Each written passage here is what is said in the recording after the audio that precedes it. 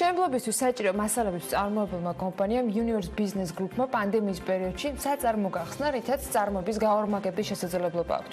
იუბიჯიმ შემდგომისათვის საჭირო მასალებს აწარმოებს, ისეთებს როგორც არის მაგალითად ხარაჯო, უსაფრთხოების მოაჯირები, ყალებები და კიდევ არაერთი სხვა. საკუთარი საწარმოს გახსნამ კომპანიის წარმატება გაზარდა, ამბობს კომპანიის დამფუძნებელი, რომელიც სტუდიაში შემოგვირდა და დეტალებზე სწორედ რომან ბადალიანი. იუბიჯის დამფუძნებელი თავად ისაუბრებს, მოგესალმებით ბატონო.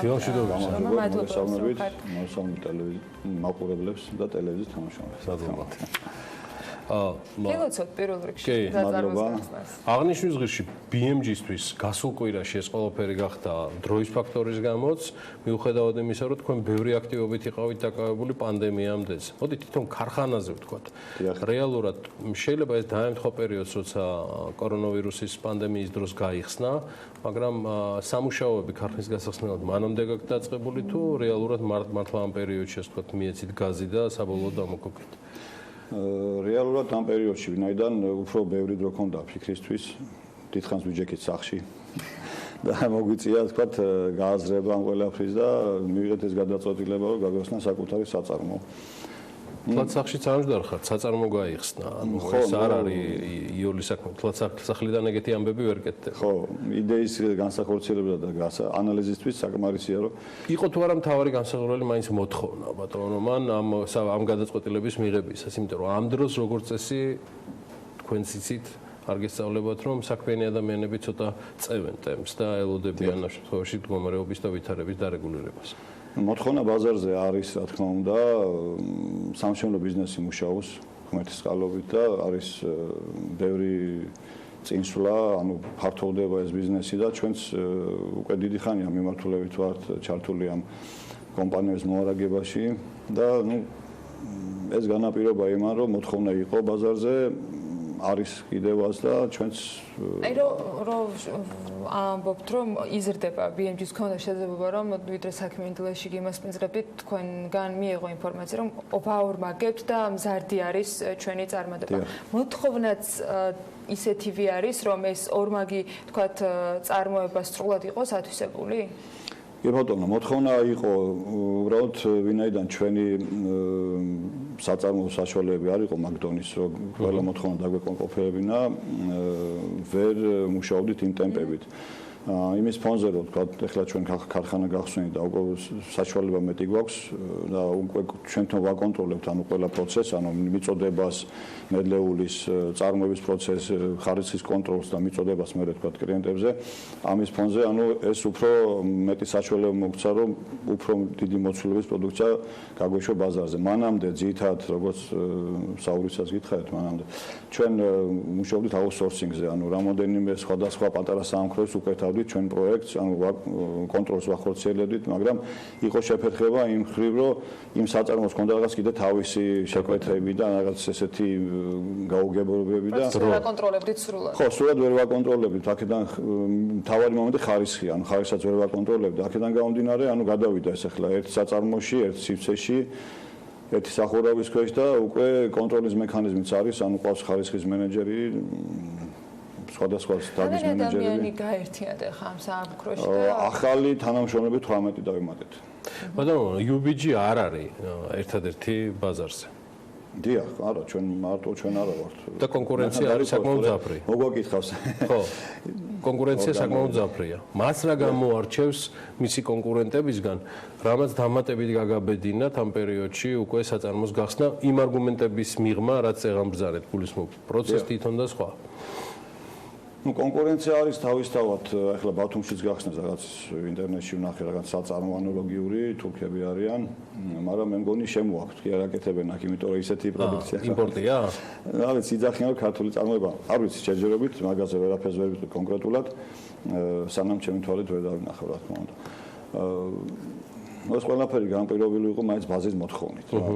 კონკურენცია არის თავისთავად, ჩვენ მარტონი არა ვართ ბაზარზე, ბევრი ქარხანაა საქართველოში, რომელიც ლითონ კონსტრუქციებით არის დაკავებული, წარმოებით ლითონ კონსტრუქციების, ნებისმიერი აკეთებს იმ ყალიბსაც, იმ მოაჯირსაც, იმასაც და ზოგადად თანამშრომლობთ კიდევაც, ანუ ჩვენ იმის გარდა რომ ვართ მწარმოებელი, ვართ იმპორტიორიც და ბევრი დეტალები შემოგვაქვს, რაც გამოიყენება ამ პროდუქციის წარმოებისთვის და ჩვენ კონკურენტებზე ვაწვით ამ პროდუქციას და რა თქმა უნდა არ უზღუდავთ ასე თქვათ, არ უკეტავთ ჟანგბადს რომ იმუშაონ იმათმაც რა.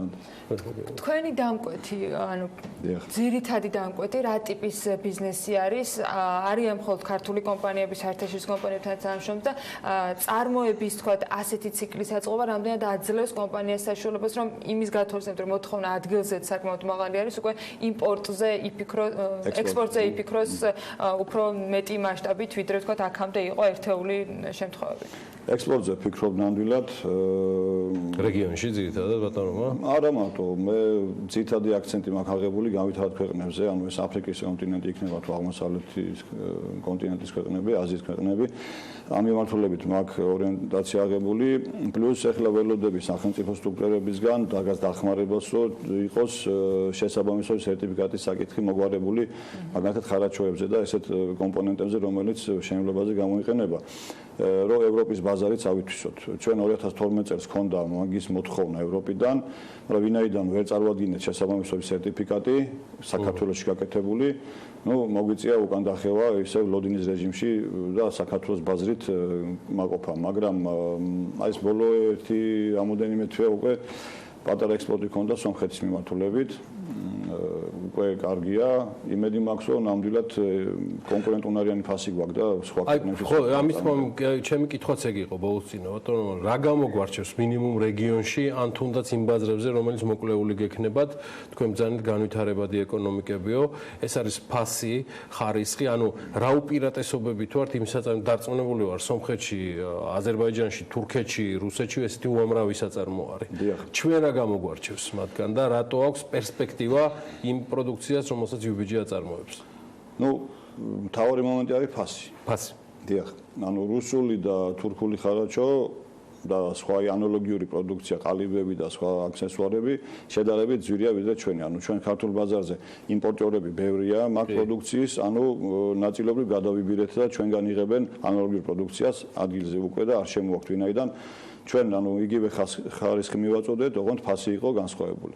ეს არის ერთადერთი ჩვენი პლუსი. ანუ იდეაში გამოვიდა რომ მათ პორტფელი შეინარჩუნეს კლიენტურა, უბრალოდ შეიცვალა ის რომ აღარ შემოაქვთ ასდნენ ამ გამბაჟების პროცედურებს და ხარჯებს და დაუბალანსეთ ეს. პლუს აქვთ ესე ეგრეთ წოდებული პოსლი. პოსლი. ანუ კონსიგნაციის ანუ ვაწვით კონსიგნაციის პროდუქციას, ყიდიან, გვაძლევენ თანხას და ესეთნაირად მუშაობთ. ერთადერთი მოთხოვნა იყო მაგათ მხრიდან რომ ჩვენ მარკირება არ განვიხორციელებინა პროდუქცია არ დაგვეწერა უნივერს ბიზნეს გრუპი. ჩვენ ყველა რაც გამოდის ჩვენი პროდუქცია, ყველა საწერია, მარკირებულია, რომ ჩვენია და ეს მომენტია. და ბოლოს Юниверс ბიზნეს გრუპისთვის გეგმებიდან, ბატონო, 2020-2021 არც ერთი წელიწადი არ იქნება მინიმუმ ეს ორი იული. რა გეგმები გაქვთ საიმისოთ, რომ Юниверс ბიზნეს გრუპი უფრო განვითარდეს და რაზე აპირებთ თანამშრომლობას კერძო თუ სახელმწიფო ჯგუფებთან? მთავარი მომენტი ეს არის, ანუ ისე წეგან თქვი, სერტიფიცირების საკითხი მოგვარდეს, ანუ ჩვენ გვექნება ახლა შეხვედრა ჯანდაცვის და ეკონომიკის სამინისტროსთან ერთობრივი ბიზნეს ომბუდსმენის აპარატში, სადაც აი ამ საკითხს განვიხილავთ და აუცილებელია, რომ საქართველოში ნაწარმოები პროდუქცია, ინდუსტრიული პროდუქცია კონდეს პროდუქციას შესაბამისობის სერტიფიკატი. სტანდარტებია, ბევრია, ევროპული სტანდარტიც არის, SNG სტანდარტების, რუსული, საბჭოური, თურქული, ნებისმიერ შეიძლება გამოიყენოთ. თავარია, რომ ის ორგანო შეიქმნას, რომელიც გასცემს ამის შესაბამისობის სერტიფიკატს და უკვე ჩვენთვის ნათელია, რომ ევროპის ბაზარიც გაიხსნება და ამასთან ერთად ჩვენ გვაქვს წარდგენილი ესე იგი განაცხადი ISO სტანდარტის მიღებაზე და ქართული ხარისხის ნიშნის მიღებაზე. აქედან გამომდინარე, ანუ ის მოთხოვნები, რაც ქარხანას უნდა კონდეს და რაც საწარმოს უნდა კონდეს, ვაკმაყოფილებთ და სერტიფიკატებს რო ავიღებთ, ამის დასტურიც იქნება ეს ყველაფერი. წარმატებები და დიდი მადლობა თანამშრომლობისთვის. წარმატებები რომან ბადალიანს, იგი Юниверс ბიზნეს გრუპის დამფუძნებელია, ჯერ კიდევ გასულ კვირაში ბატონი რომანის და მისი ჯგუფის აქტივობებზე, საინვესტიციო აქტივობებზე BMG წერდა, ასე რომ დეტალურ ინფორმაციას და ვიდეო ვერსიას სულ რამდენიმე წუთში ნახავთ ჩვენთან უკვე BMG-ს. მადლობა სტუმრობისათვის. პანდემიის პირობებში სააგენტო მაწარმოებს საქართველოს